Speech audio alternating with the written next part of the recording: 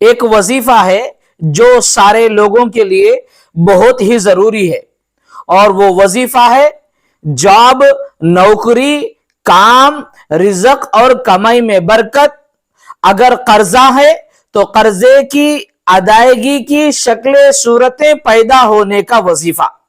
اللہ تعالیٰ کا ارشاد ہے وَمَا مِن دَابَّةٍ فِي الْأَرْضِ إِلَّا عَلَى اللَّهِ رِزْقُهَا۔ اللہ تعالیٰ کا ارشاد ہے کہ روئے زمین پر جتنے مخلوق ہیں، ساری مخلوقات کی روزی کا ذمہ اللہ پر ہے۔ مخلوق کو روزی دینے کی ذمہ داری اللہ پر ہے، لہذا نوکری دینے والے بھی اللہ، کمائی میں برکت دینے والے بھی اللہ۔ قرضہ اگر ہو چکا ہے تو قرضہ ادا ہونے کی شکلیں صورتیں پیدا کرنے والے وہ اللہ ہے، لہذا اللہ تعالیٰ کی قرآن مجید کی آیات کا عمل ہے۔ یہ وظیفہ کریں گے تو انشاءاللہ تعالی نوکری ملے گی، جاب ملے گی، رزق میں برکت ہوگی، قرضہ بھی ادا ہوگا انشاءاللہ تعالی۔ وہ وظیفہ یہ ہے جو شخص زیادہ سے زیادہ سورہ آل عمران کی آیت نمبر 26، آیت نمبر 27، آیت نمبر 26 اور 27 فرض نمازوں کے بعد اور نفل نمازوں کے بعد اور سوتے وقت پڑھا کریں اور پڑھتے رہیں تو اس کو روزی میں برکت حاصل ہوگی اور وسعت نصیب ہوگی، اس کے مال میں ترقی ہوگی اور تنگ دستی دور ہوگی، رزق میں تنگی غریبی ختم ہوگی۔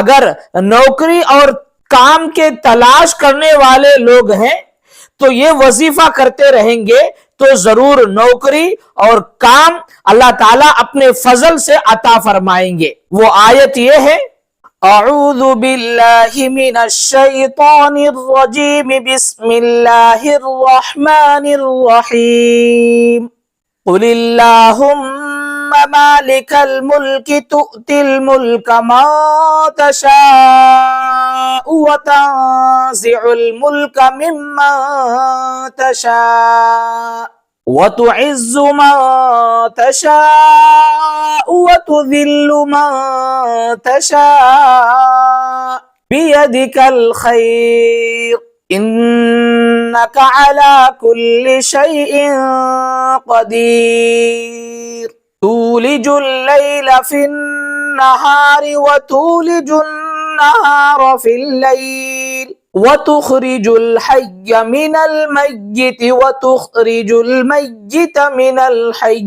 وترزق من تشاء بغير حساب۔